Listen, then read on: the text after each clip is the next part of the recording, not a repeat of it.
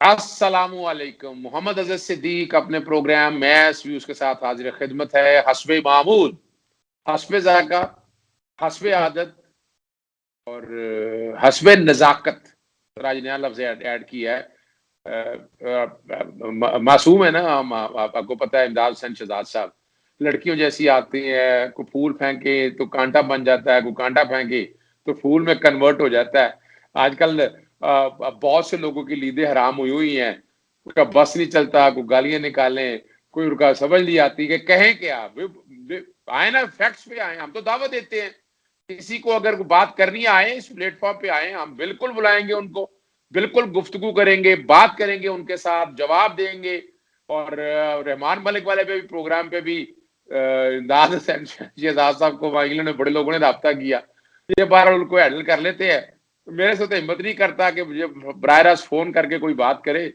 और उन्हें पता है कि मैं खड़ा होने वाला आदमी हूँ, इसी तरह इमदाद हुसैन शहजाद भी खड़े होने वाले आदमी, पीछे हटने वाले नहीं। वरना तो आपको पता है, कई आए और कई चले गए, सारे मसले से पीछे हट जाए। लेकिन जिस तरह पर्दे उठा रहे हैं, जिस तरह इन लोगों के असल चेहरे सामने आ रहे हैं, आप लोगों की इनपुट बहुत ज्यादा आ रही है। बहुत शुक्रिया आप लोगों का। टाइम इस चेंज कर लिया है प्रोग्राम का। पाकिस्तानी टाइम सुबह 11:15 की बजाय तो ये रात को 11:15 पाकिस्तानी टाइम और यूके 7:15 और इसी के मुताबिक अमेरिका या पूरी दुनिया के अंदर उसी के अकॉर्डिंगली जो पाकिस्तानी स्टैंडर्ड टाइम जो है वो 11:15 के मुताबिक रोजाना प्रोग्राम अपलोड हो जाएगा, पब्लिक हो जाएगा।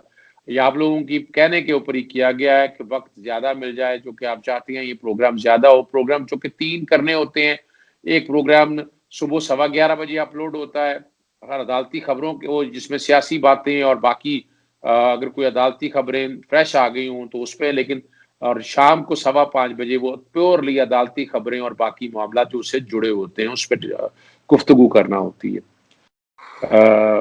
अपना कल की गुफ्तगू आपने सारी सुन ली, बड़ी तफसीली इनपुट आपकी तरफ से काफी आया है। अभी जो बात करनी थी, जो कि आपसे वादा किया हुआ था, आबिद शेर अली नाम रखा हुआ है इमदाद हुसैन शहजाद साहब ने उनका। मैं चाहूंगा वो खुद ही अपना कलाम शायर बजुबान शायर उन्हीं की तरफ से आए और वही, यानी कुछ और चीजें हैं आप लोगों की तरफ से बड़ी वाज़ेह तौर पर बहुत सी चीजें शेयर की हुई हैं। इनके लूटने के तरीके सारे, कि किस तरह ये लूटते रहे, वो सारी चीजें आप लोगों ने खुद ही बताई हैं। वो बात करनी है आपसे और आप कोशिश करेंगे कि आप तक वो सही बात और वो जो आप कहना चाह रहे हैं उसको मजीद कुरेद के चीजें सामने लाकर आप तक लाई जा सके और आप तक हर बार वो चीजें पहुंचाई जा सके। हमारी कोशिश और ख्वाहिश होती है कोई ये तारीख बन रही है, हिस्ट्री बन रही है, कब मैं हूँगा या मैं ना हूँ या इमदाद हुसैन शहजाद साहब ना हो, कोई भी ना हो, लेकिन ये रिकॉर्ड आने वाली नस्लों के हवाले से उन्हें पता होना चाहिए कि ये जो बताई जा रही है ना, ये जो तराश की हिस्ट्री लिखी जाती है, ये वो वाली हिस्ट्री नहीं है। ये हकायक पे हिस्ट्री है और सारा टब्बर चोर की बड़ी धूमधाम, बड़ी धूम है। और इमदाद हुसैन शहजाद साहब वो बड़ी फरमाइशें आ गई हैं, किताबें एडवांस बुकिंग शुरू हो चुकी है और कहा जा रहा है कि इसको इलेक्ट्रॉनिकली भी, यानी एक तो किताब की शक्ल में भी दस्तयाब हो, इलेक्ट्रॉनिकली भी दस्तयाब हो, तो कोशिश की जाएगी इंशाल्लाह इसी तरह इन्हीं बातों पर अमल किया जाएगा बगैर वक्त जाया किए हुए। 2-3 बातें मैं आपके सामने रखना हूं और मैं चाहूंगा कि साथ साथ जवाब हो, बीच में मैं भी आपको जरा चुटकुले देता रहूंगा। एक तो आबिद शेर अली का बचपन, इनके वालिद का, और वो सारी बातों को सामने रखते हुए एक तो आपने वो गोश गुजार करना है कि इनका क्या है। दूसरा, अल्लाह ताला बचाए, यानी ऐसे लोगों को जो करप्ट माफिया ऐसा है, उनको अपने से इतना दूर कर देता है कि अपने करीबियों की अमवात होती है तो आप वहां तक पहुंच नहीं पाते। बड़ी तकलीफ और दिक्कत है, तकलीफ है। अफसोस है उनकी बेगम साहबा के फतीदगी का, बजाय ये कि वो पाकिस्तान आते, आकर बाकायदा इन रसूमात में शिरकत करते, लेकिन कोई वजह नहीं है उनके पास और वो वहां ठहरे हुए हैं। दूसरी बात है कि यहाँ ये इंग्लैंड में, लंदन में कौन सी जगह पर ठहर रहे हैं, क्या इनकी अपनी जायदाद है और ये पैसा इन्होंने कहाँ से बनाया, किस तरह खरीदा और ये रोजाना का खर्च कहाँ से करते हैं। यानी यहाँ इंग्लैंड में अगर एक बंदे ने आके ठहरना, काम शाम करता कोई नहीं और अपना मुफ्त दिया रोटियां खानियां, वेलिया रोटियां खानियां, तो कितों गुजारा करता है। और ही गल आ जाएगी। तीसरा जो बात है ना, वो आपसे साथ ही पूछेंगे कि उनके लीडरों ने कहा है कि जाना नहीं है यहाँ, पता नहीं क्या जाला नहीं है, वो शायद वो अपना नहुसत है या इनके नसीबों में ये लिखा हुआ है कि अपने करीबी रफ़का की अमवा खुशी और गमी में शिरकत ना कर सकें। जी इमदाद साहब, इब्तिदा करें आप। बिस्मिल्लाहिर्रहमानिर्रहीम। बिस्मिल्लाहिर्रहमानिर्रहीम। जनाब अज़र सदीक साहब, आपको और आपके प्यारे सच्चे दोस्त और साथी जो नाजरीन है हमारे, उनको मेरा लंदन से अस्सलाम वालेकुम। आपने जो कि काफ़ी सवालात इकट्ठे कर दिए, तो मैं सोच रहा हूँ कि इबरत से आगाज़ करूँ, नफरत से आगाज़ करूँ, या फिर करप्शन से आगाज़ करूँ। अच्छा, ये प्रोग्राम जो आज का प्रोग्राम है, ये आबिद शेर अली साहब की जो उनकी अहलिया हैं, उनकी वफात के ऊपर हमारे नाजरीन ने जो क्वेश्चंस किए हैं, हमसे सवालात पूछे हैं, उस पर हम ये प्रोग्राम बेस कर रहे हैं कि उनका ये कहना था कि आप हमें ये बताएं कि आबिद शेर अली इस वक्त कहाँ हैं। कई लोगों को नहीं पता, और उनकी अहलिया लंदन में थी या पाकिस्तान में थी, कहाँ उनकी वफात हुई, इस पर भी बात करने के लिए कहा गया। और आज जो एक बयान सामने आया आबिद शेर अली साहब की तरफ से, साहब वो मैं कहता हूँ तो लोग बुरा मान जाते हैं, लेकिन वह हमारी तरबियत में ये बात शामिल है, तो इसलिए हम जरा अदब और एहतराम के साथ हर शख्स का नाम लेते हैं। लेकिन वो दोस्त कहते हैं, ठीक कहते हैं, उनकी भी बात किसी हद तक दुरुस्त है। किसी भगोड़े को, जो आपने नाम पूछा था ना, इनका मैंने नाम डाला हुआ है, खुद साख्ता भगोड़ा। खुद साख्ता अच्छा, अच्छा, अच्छा। जलावतन होता है, खुद साख्ता बीमार हो गया। ये नए नए नए ये मैंने अपनी जिंदगी में, मैं कभी कभी यानी अल्लाह ताला के हाथ दुआ करता हूँ कि अल्लाह तूने हमें ऐसी जिंदगी दी है कि हमने ऐसे ऐसे लोग भी देखने थे कि जो खुद साख्ता जला वतन, तो मैंने अपने बचपन से सुना, वो फला बलोच सरदार थे, वो जला वतन हो गए, फला वो मुस्तफा खर थे, खुद साख्ता जला वतन, जमीर का कैदी वगैरह। और ये जो है, ये खुद साख्ता बीमार और खुद साख्ता भगोड़े हैं। इनको किसी ने नहीं कहा आप जला वतन हो जाए, ना इन पर कोई मसला है, कोई केस है, ना कुछ है।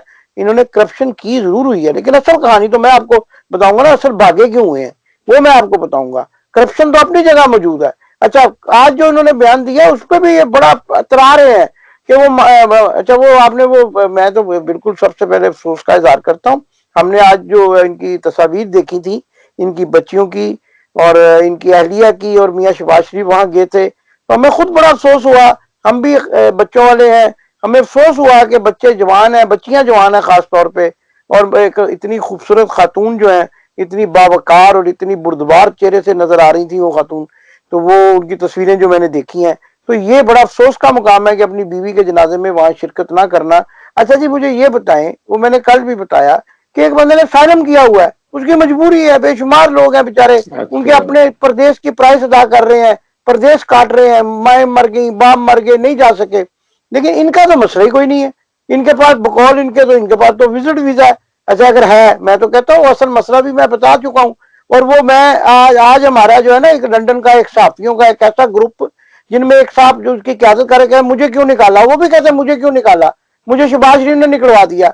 अच्छा जी, वो भी क्यादत करते घर इनके पहुंच गए। उनका तो असल मसला था कि इनको किसी तरह उनके ड्राइंग रूम में बिठा दिया जाए, तो मियाँ नवाज शरीफ ने तो अपनी वालदा की मौत पे उनको आने नहीं दिया, तो इनके घर वो पहुंच गए, किसी ना किसी तरीके से सीढ़ी बना रहे हैं वो। हम साफी हैं, हमारे दोस्त हैं, हमारी खाला मर गई, बहन मर गई, और भी दोस्तों के कई अजीजों कारब मरे, वो नहीं आए। अच्छा चले, वो एक अलग इशू है, हम उसमें फिर बात करेंगे। आज ये देखें जी, मुझे क्यों अच्छा वो मुझे क्यों वहां से भगाया, किसने भगाया जी आपको भगोड़ा साहब? आपके पास वीजा है, विजिट वीजा जो आप कहते हैं, मैं कहता हूँ वो है, लेकिन उसमें एंट्री की वोर नहीं है। सर जी, अच्छा। ये मेरे नाजरीन जरा गौर से सुन रहे हैं, वीजा लगा कैसे है आज मैं ये बता देता हूँ आपको। चैलेंज करते, मुझे कहते हैं जी, कल भी कहा रहमान मलिक साहब, आपको पता, आपको बड़ी मुबारक हो आपके नाजरीन को भी, कि आपको पता कि हमारे किसी प्रोग्राम को देखकर किसी हमारे जो व्यूअर हैं, उन्होंने उनको ट्वीट किया रहमान मलिक साहब को। आपको पता है ये बात, आज की बड़ी अहम खबर बता रहा हूं मैं आपको। नहीं, नहीं, नहीं, तो मुझे नहीं पता आज इस बारे में। बेनजीर, मोहतरमा बेनजीर को बड़े कितने साल हो गए हैं जी। आज उन्होंने ट्वीट किया और उन्होंने पूछा कि इमदाद हुसैन साहब ने और अजहर सिद्दीक साहब ने अपने प्रोग्राम में कहा कि आप बेनजीर के साथ कोई ऐसी तस्वीर दिखा दें जिसमें आप उनके साथ बैठे हो, किसी गाड़ी में, किसी ट्रक में, किसी जलसे में। तो उन्होंने अच्छा, अच्छा, मुझे अच्छा, बड़ी अच्छा। हंसी आ रही, मुझे बड़ी हंसी आ रही। आज उनका ट्वीट का जवाब आया जी, वो ट्वीट आप देख लीजिएगा उनके ट्विटर अकाउंट पे। उन्होंने एक तस्वीर शेयर की है जी, जिसमें वो जहाज से उतरे, हम भी उस जहाज में मौजूद थे, जो अबू धाबी से, जब यहाँ से लंदन से अबू धाबी, और वो भी अबू धाबी की फ्लाइट थी, शायद दुबई, सॉरी दुबई की फ्लाइट थी, एमिरेट्स की। तो उसमें वो जहाज से उतर रहे हैं, मोहतरमा कबूतर उनके ऊपर से, आपको याद है ना, वो छोड़ा जा रहा हाँ है, हाँ ग्रीन कलर का सूट पहना हुआ है, हमारे एक साफी दो नाजम मलिक साहब उनके दाएं तरफ खड़े हैं, रहमान मलिक उनके बाएं तरफ, वो तस्वीर उन्होंने शेयर की है। अच्छा, अच्छा अब अच्छा अच्छा बात अच्छा। आगे चली जाएगी, इस पे भी एक प्रोग्राम होगा पूरा, वो आज उन्होंने तस्वीर शेयर कर दी ट्विटर पे हमारे प्रोग्राम के बाद, कितने साल बाद। अच्छा, वो तस्वीर वो है आज की सीढ़ियों पे है, उसके बाद ट्रक में धमाका हुआ है, आपको याद है ना, ये शायद हाँ 18 हाँ अक्टूबर था, हाँ हाँ हाँ 18 हाँ अक्टूबर हाँ। था। उसके बाद ट्रक में धमाका हुआ है, और मैं उस जुलूस के अंदर ना वो घूम रहा था, अपनी कवरेज कर रहा था, नहीं सॉरी, हम अभी पीछे फंसे हुए थे एयरपोर्ट पे, अभी हमारा हाँ हाँ सामान आना था, पीछे फंसे, वहां धमाका हो गया, मेरे फैमिली ने फोन किया, शुक्र है, वरना तुसी तो ट्रक से मौजूद होंगे हमेशा, तुसी तो बेनजीर के नाल खलोता, मैं कहा मैं तो खलोता, रमान बल कितने हो ना मैनू। अच्छा, एनीवे, तो वो आज उन्होंने ट्वीट किया जी, बड़ी खुशी की बात हमारी प्रोग्राम का नोटिस देके, लेकिन ये सवाल फिर पैदा हो गया कि ये तो तस्वीर है जहाज की सीढ़ियों की, आप वहां 18 अक्टूबर से लेकर, और वो 17 दिसंबर को शायद उनकी शहादत हुई है, सत्रह 17 दिसंबर दिसंबर को ही। 17 दिसंबर तक जो वाकयात हैं अगले साल, वो आप हमें बताएं, जो है ना, उसमें आप कौन सी सीट पे, कौन सी गाड़ी की सीट पे, कहां पर आप उनके साथ बैठे हुए हैं, एक भी तस्वीर दिखा दें, ये चैलेंज है, एक भी तस्वीर दिखा दें, हम मान जाएंगे कि आपने उनकी हिफाजत की थी, और आप जो है ना उनके साथ साथ हर वक्त होते थे, और उनकी आपने, अच्छा ये तो वाकया वहां पर हमने, अब आपको इस पे अलग एक प्रोग्राम कर देंगे इंशाल्लाह। अब आ जाते हैं जी आबद शेर अली, आपने उनके बचपन के बारे में पूछा, वो तो मैंने आपको बताया था कि खबरें अखबार में हमने वो तस्वीरें शाये की थी कि वो नोट लुटा रहे हैं, मैंने नोट लुटा, मेरा मूड बने, इनके अब्बा जी जो आजकल बड़े माशाल्लाह बारिश आदमी हो गए हैं, अच्छी बात है, आखिरी उम्र में बंदे को जरूर अपनी गुनाहों की बख्शिश करनी चाहिए, लेकिन गुनाह करे ही क्यों। अच्छा, तो वो जो अलमास भाई थी, इस मौके पे मैं नहीं जिक्र करना चाहता था, लेकिन आज उनके ट्वीट ट्वीट और इधर उधर की खबरें देख के मेरा फिर दिल मचल गया कि मैं नाजरीन को हकायक बताऊं। तो वो एक अलमास भाई भी थी, वो आबिद शेर के वालिद के, उनके साथ भी बड़े मशहूर किस्से थे, उनको ऑन करते थे वो, उनको अलमास को अच्छो अच्छो उनका नाम था, अच्छो को वो ऑन करते थे, ठीक है जी। तो अब वो बचपन में कहां से सुनाऊं, कहां से शुरू करूं, वो तो एक लंबी दास्तान होगी, आप ये जरूर सुनिए कि वो आपने एक फनी वीडियो देखी है, वो कहते हैं, अच्छा आज का इनका बयान है उसके तनाजुर में मैं बात कर रहा हूँ, वो एक सियालकोट का लड़का एक फनी वीडियो बनाता है जिसको राना मरीद कहते हैं। अच्छा, हाँ हाँ हाँ। वो कहता हूँ बीवियां मर जान कोई गल नहीं, मामा मामा मर जान कोई गल नहीं, बीवियां नहीं मिलती हैं दोबारा। अच्छा, ये तो चाहिए, आज एक नया नया आ गया जी, आज मामा मुरीद आ गया। वो कहता जी, अच्छा। तो आबिद शेर अली ने कहा जी मुझे मामा जी ने रोक दिया है, मामा जी यानी मियां नवाज शरीफ साहब ने, कि आप पाकिस्तान ना जाएं। वो कहता जी, वो किसी दोस्त ने कहा कि वो मामा जी, वो कहता तो नहीं पता यार, बीवी थी मेरी, चलो मर गई बेचारी, ठीक है ना, शादियां 3 इस्लाम च 4 जायज ने, 4 शादियां जायज ने, तो मामा कितों मिलेगा भाई, जब मामा मर गया तो प्लेटलेट्स कट हो गए, मैं तो प्लेटलेट्स फट के बैठा है। अच्छा, अच्छा वो अच्छा। प्लेटलेट्स फट के बैठा है कि किਤੇ ਘਟ ਨਾ ਹੋ ਜਾਣ, ਜੇ ਵੱਧ ਨਾ ਜਾਣ, ਤੇ ਉਹ ਭਾਜੀ ਮੈਨੂੰ ਦੱਸੋ, ਉਹ ਕਹਿੰਦਾ ਭਾਜੀ ਭਾਈ ਮੀਆਂ, ਉਹ ਕਹਿੰਦਾ ਭਾਈ ਮੀਆਂ, ਉਹ ਮਾਮਾ ਕਿੱਥੋਂ ਲਿਆਵਾਂਗਾ ਭਾਈਓ। अच्छा जी, मैंने यह दसो अजहर सदीक साहब, शाह खाकान अब्बासी वहां पर मौजूद है, शाह खाकान अब्बासी इनके बिजनेस पार्टनर है, अगर नैब ने पकड़ना हो, फैंटी लगानी हो, तो शाह खाकान अब्बासी से ज्यादा अहम आदमी कौन है जिससे उनके राज निकलवाए जा सकते हैं।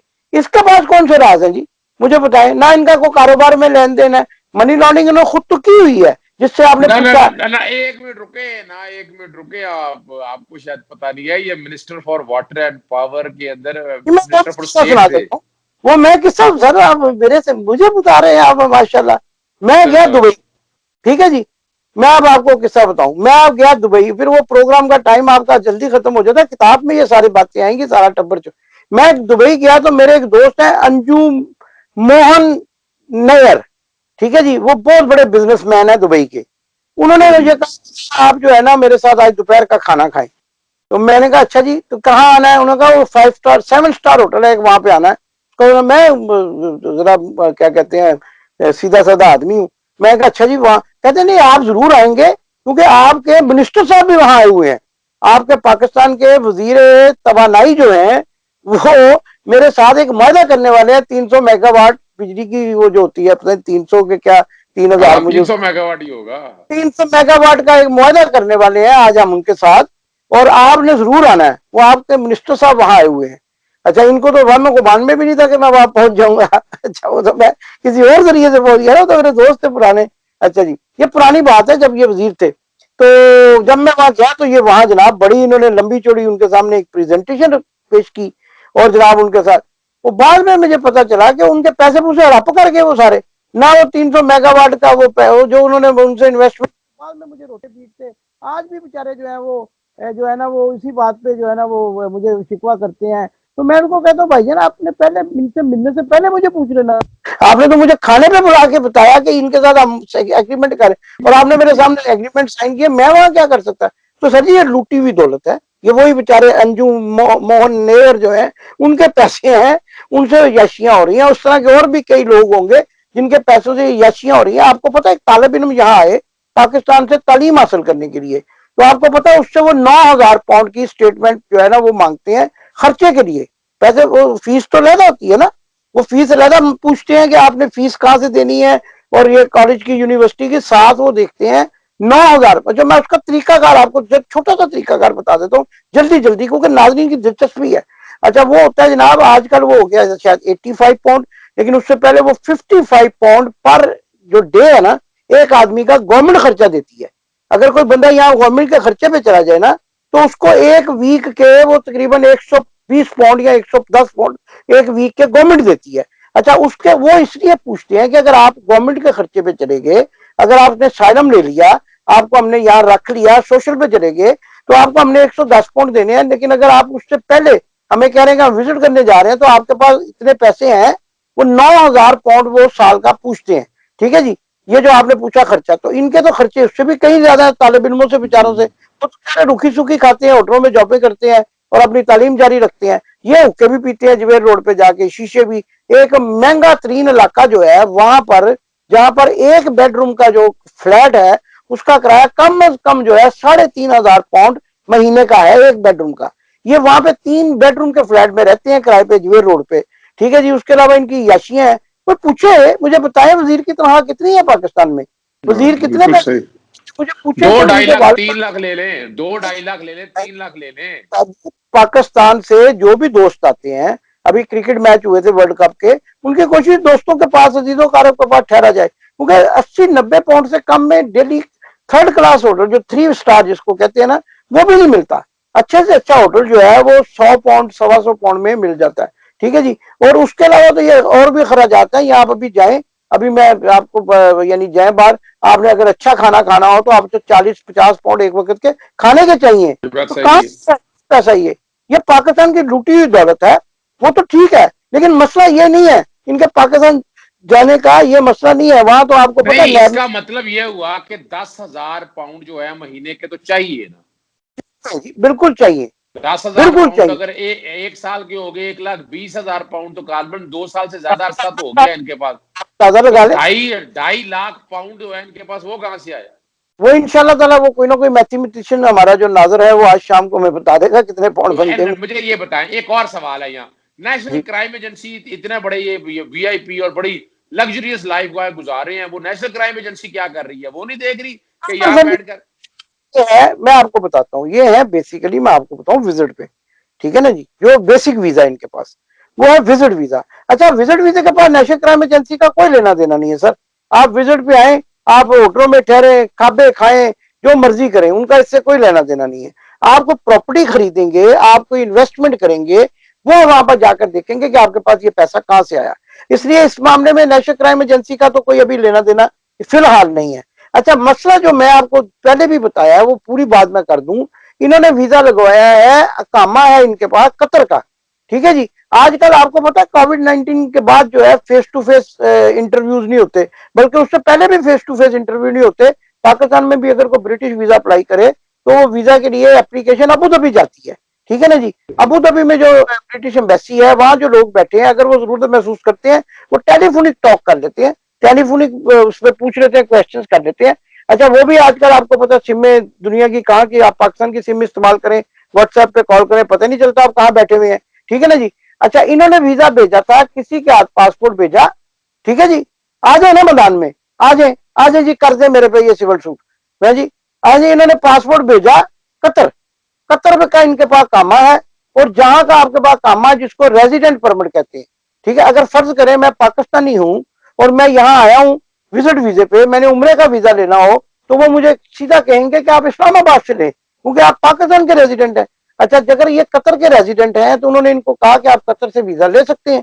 इनका पहले जो वीजा था उस पर एक तरीका का वारदात ये था कि लोग ना शेंजन वीजा भी एक लगवा लेते थे, ठीक है। शेंजन में तकरीबन जो है ना वो आपको याद होगा, आप जरा इस पे जरा थोड़ा सा माजी में जाए, ये वारदात मियां नवाज शरीफ पे डालते रहे हैं। मियां हाँ नवाज डालते शरीफ हैं। वतन थे तो आपको पता स्विट्जरलैंड चले जाते थे, है जी। हाँ वो ये कभी बात है, दुबई, याद है। अल्ताफ हुसैन हमारे दोस्त होते थे वहां, चौधरी अल्ताफ, वो दुबई के मुस्लिम लीग के सदर, वो दाढ़ी वाले, वो इनको रिसीव किया करते थे, बड़े हमने देखे। तो वो ये वहां चले जाते थे 3-4। मैंने उस वक्त मैंने अपने एक वकील दोस्त से पूछा था, बैरिस्टर साहब है इनकी पार्टी के, हमारे बड़े करीबी दोस्त है, नाम नहीं मैं लेता। उनसे मैंने पूछा तो उन्होंने कहा यार ये एंट्री डालने जाते हैं, इसको कहते हैं एंट्री डालना, ठीक है ना जी। वो दुबई में भी जो लोग ओवरस्टे हो जाते हैं, किशम एक जगह ईरान का एक शहर है, वहां चले जाते हैं, वहां का 3 दिन का होटल लेते हैं, फिर वहां से वो आगे एंट्री डाल। तो इन्होंने ये इस दफा भेजा था वीजा कतर, ठीक है जी। खुद नहीं गए, खुद नहीं गए, कतर वीजा भेजा। मैं बड़े वसूख से ये बात कह रहा हूँ। और वहां से इनका वीजा लग के आ गया। जब वीजा लग के आ गया इनका, तो अब वो पासपोर्ट तो पहुंच गया, पहुंच जाते ना जी, पासपोर्ट में आपको जेब छुपा के ले जाना ले जाओगे। अच्छा, वो तो यहाँ पहुंच गया, अब उस पर यूके की एंट्री की मोहर नहीं है सर। ओए मामा जी ओए ने नहीं ओए कहा, ओए। मामा तो जी फिर ने यहाँ, मना। ये मुझे मुझे यह बताए ना फिर, अब ये तो एक फौजदारी जुर्म है वाज़ेह तौर के ऊपर, तो इसे अराइवल की, कौन देखेगा? अराइवल की मोहर, ठीक है जी। हाँ तो मैं कह रहा हूँ ये फौजदारी जुर्म है ना। हाँ आप गैर का अगर देखा जाए तो आपने फ्रॉड किया है ना, आप गैर जी, कानूनी तौर पर स्टे किए हुए हैं, तो यहाँ चलिए पुलिस कोई नहीं है, यहाँ पर फॉरेन पूरी अफेयर सुन, मिनिस्ट्री कुछ नहीं करेगी। पूरी बात सुन ले, पूरी बात। अच्छा, पहले क्या होता था, पहले ये होता था कि जब आप जाते थे ना इमिग्रेशन पे वापस पाकिस्तान, तो आपकी कोई स्टैंप कोई चीज चेक नहीं होती थी, ठीक है। अब उन्होंने क्या किया, देखिए सारी मैं आपको ना नाजरीन को ये मालूमात दे रहा हूँ जिसमें उनको समझ आ जाएगी कि मामे ने रोका क्या पुप्पी ने रोका है जी, जनाजे में शिकस्त से। अच्छा, वो ये हुआ कि वो उन्होंने अब कर दिया रैंडमली, जो लोग जाते आते हैं वो मेरी बात से 100% इतफाक करेंगे। वो उन्होंने कर दिया इमिग्रेशन ने एयरपोर्ट्स पे रैंडमली, जाने के वक्त, आने के वक्त तो काउंटर बने हुए हैं, जाने के वक्त रैंडमली किया हुआ है। लैपटॉप लेकर एक बंदा छुप के खड़ा होता है, ठीक है जी। वो टैक्स वालों का भी छुप के खड़ा होता है, लैंड रेवेन्यू वालों का भी। और एक बंदा इमिग्रेशन वाला से छुप के खड़ा होता है, वो चेहरे देखता रहता है। वो देखता है केड़ा बंदा अच्छा मशकूक है, उसको पकड़ लेते हैं, कहते आजा भी अंदर, वो कमरे में ले जाते हैं। अच्छा, टैक्स वाले पूछते हैं उसको कितने पैसे कितने डिक्लेयर करो वगैरह वगैरह, जो उनका तरीका। ये जो है इमिग्रेशन वाले ये देखते हैं कि स्टैंप है नहीं है, ये कब आया था, इसका वीजा एक्सपायर हुआ है या ये कैसे जा रहा है, ठीक है ना जी। वापस भी तो जाना है ना जी, आना तो है तो जाना भी तो है ना। अच्छा, वो सारा रैंडमली रोकते हैं, फिर वो पूरा देखते हैं कि ये बंदा 6 माह पहले आया था, इसके 180 दिन से ओवर स्टे है, फिर वो उसको भेज देते हैं उसके पास, यानी कानूनी इदारों के पास, इन्फोर्समेंट वालों के पास, कि आप इनको देखें कि ये ओवर स्टे हुआ है ये। अच्छा, ये इनको पता है कि रैंडमली कई लोग ऐसे भी थे, इनको हम जानते हैं, वो सुबह सुबह की फ्लाइटों पे टिकटने की कोशिश करते हैं, यानी सुबह सुबह शायद गोरे सोए होते हैं, तो वो जनाब वो आए नहीं, वो भी पकड़ेंगे। अराइवल वाले केस में कई लोग पकड़े गए जिनकी अराइवल की स्टैंप नहीं थी। सर पाकिस्तान में पहले ऐसे ही होता था, यहाँ से लोग भेज देते थे वीजा, फेडेक्स से वीजा लग के आ जाता था, इन आउट की मोहरें लग जाती थी, आपको याद है इन आउट की मोहरें लग जाती थी, बिल्कुल वहां ऐसा ही के है। और मुझे बड़े इन आउट और जी। मैंने और मुझे कई दोस्त कहा करते थे, तो मैं किसी को एफआईए या किसी को कह देता था, मुझे नहीं समझ उसको समझ आती थी कि ये मोहरें क्यों है, एग्जिट की और एंट्री की मोहरें क्यों लगवाते हैं। तो आप समझ गए, इसलिए मैं कहता हूँ मेरी किताब में पढ़िएगा, मैं कैसी कैसी चीजें बताऊंगा जो लोगों को सही पता है। ही नहीं है, ठीक है जी। पता भी है तो लोग उस पर जुबान नहीं देखे ना। ये जो साफी थे ये कहते थे हम बड़ा बोलेंगे जी, खुल गया ना जी पोल, चले गए जी। आज आज आज आज क्या कहते हैं, घुटने टेक दिए ना। अच्छा, बहाना लगाया ना, हम तो कहे अफसोस करने, तो अपने दोस्तों के घर में तो जाते नहीं तुम अफसोस करने। हम्म। अच्छा, मैं बता रहा था, बात हमारी वो मजा खराब हो जाएगा सारी बात का। ये जो है ना, ये तो सबके चेहरे बेनकाब हो ही चुके हैं, साफियों के भी सबके भी, कि कौन कौन किस किस के पेरोल पे, इनकी भी पे लग जाएगी आज से। मैं यकीन से कह रहा हूँ आज से आने शुरू हो जाएंगे पैसे। हाँ जी। अच्छा, वो मंगल के रोज ना यहाँ की गवर्नमेंट पैसे डाल देती बेनिफिट वालों को, ये भी मंगल के रोज से, बुध के रोज से शुरू कर देंगे।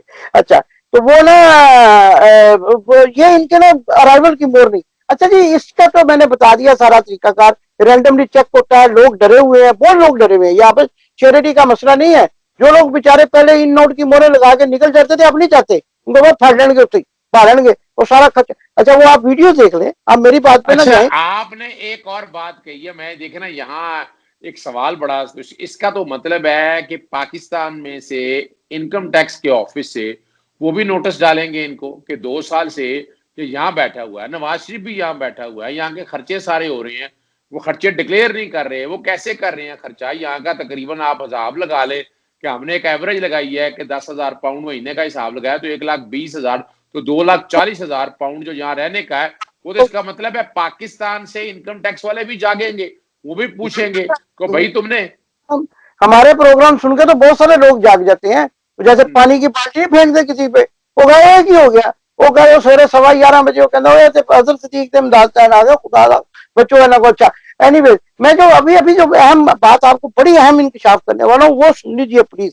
पहले ये सारा मैंने सिनेरियो बताया कि वीजे का क्या मसला है, अराइवल की मोर का क्या मसला है। अब इन्होंने क्या कहा है, अब उसके बारे में हम बात करते हैं। इन्होंने कहा जी मामू ने कहा कि नहीं जाना जी। अच्छा मामू ने कहा जी वो नैब वाले तुम्हें टॉर्चर करेंगे। आज एक खबर चलवाई गई है सोशल मीडिया पे जिसपे कहा गया है कि जी वो आबिद शेर अली नवाज शरीफ ने कहा है कि तेन फैंटी लाने टॉर्चर करेंगे, लम्मा पालेंगे। भाईजान आबिद शेर अली साहब, पहली तो बात यह है कि हम मीडिया का, हम जैसे लोगों का शुक्रगुजार हूं कि हमने वो पांजा बंद करा दिया हुआ है।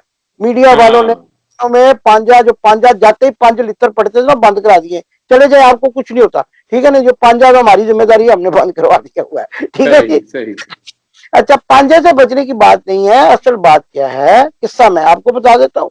आगे तहकीक आप कर ले, जिसको शौक है वो भी तहकीक कर ले। मेरी बातें जो है किताब में भी आने वाली हैं, उस पर भी मेरे साथ बात कर ले, मुनाजरे कर ले, जो जी चाहता कर ले। इनके जो आज नया ग्रुप बना साथियों का, वो भी मुनाजरा कर ले।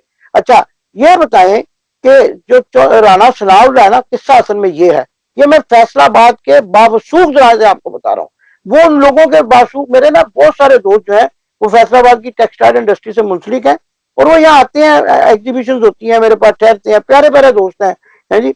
और फैसलाबाद के मुड है, वो कहते हैं जी कि राणा सलाउल्लाह को ये शक है, बल्कि यकीन है कि वो जो 20 किलो वाला पाउडर वाला मामला है, वो टेलकम पाउडर नहीं वो। अच्छा इसमें एक और बात भी क्लियर हो जाती है, जब ये बात सामने आती है तो ये बात भी क्लियर हो जाती है कि वो थैला रखवाया तो था ना किसी ने, ठीक है ना जी, हाँ शामिल हुआ है जी। अच्छा उनको ये शक है, ये मेरी बात की फैसलाबाद से आपके कमेंट्स में बहुत ज्यादा ताईदानी है, आप यकीन माने, लोग कहेंगे आपने सच बोला है कि फैसलाबाद में राणा सनाउल्लाह को ये शक है, या उनके दोस्तों को ये शक है कि ये काम भगोड़े ने डाला था, इंटरनेशनल भगोड़े ने, जो यहाँ छुप के बैठा हुआ है। अब ये पैसे की वजह से नहीं, नैब की वजह से नहीं, ये जान के खतरे से बेगम के जनाजे में शरीक नहीं हुए। अच्छा अच्छा अच्छा अच्छा अच्छा। तो ये उनको ये यकीन है कि ये काम इन्होंने डाला था, इनको यकीन है कि मेरा काम ना डाल दे, ठीक है ना जी। और वो डाल भी देना उन्होंने। अच्छा आपको पता है राणा सनाउल्लाह हुकूमत हो या ना हो, एक बासर आदमी है। अच्छा वो चलो वो तो हम समझ जाएंगे कि शायद माफ कर दे,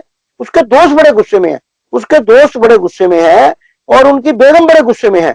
उन्होंने कहा छड़ना नहीं, ठीक है ना जी। अच्छा वो पता क्या, मैं आपको बताऊं, मैं एक आपको वाक्य सुनाता छोटा सा, आपको उसका भी मजा आ जाएगा दोस्तों को। एक हमारे यहाँ पठान आ गया, ठीक है ना जी। वो हमने उसको कहा यार, वो कह पाकिस्तान ये हो गया वो हो गया, रोता पीटता। हमने कहा फिर चला जा, वापस चला जा। कहते यार वहां भी बड़ा मसला है कुछ। हमने कहा क्या हुआ? कहते हमारा बीवी ने कहा हुआ, हमने इधर कर दिया शादी, तो हमारा बीवी ने कहा तुम अगर पाकिस्तान आएगा हम तुमको गोली मार देगा, ठीक है। अब हम क्या करें, हम पाकिस्तान भी जा सकते हैं जी।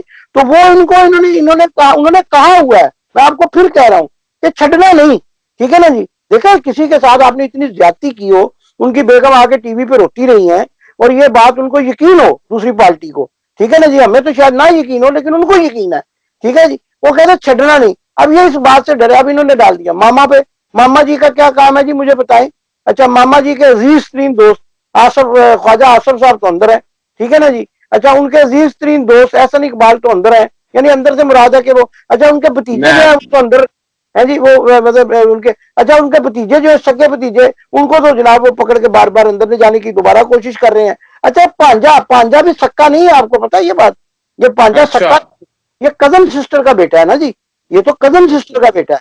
ये शायद वो मियाँ साहब जो है, वो क्या नाम है उनका, दरीस साहब, या उनकी बेटी है, या उनकी वो इनकी वो उधर से ना चचाजाद बहन का जो है ना, वो ब्याई हुई है आबिद शेर अली साहब के यहाँ, ठीक है जी। चचाजाद बहन शहबाज शरीफ की, शायद वो मेरा ख्याल नुसरत शहबाज जो है ना बेगम साहबा, उनकी बहन है वो, ठीक है जी।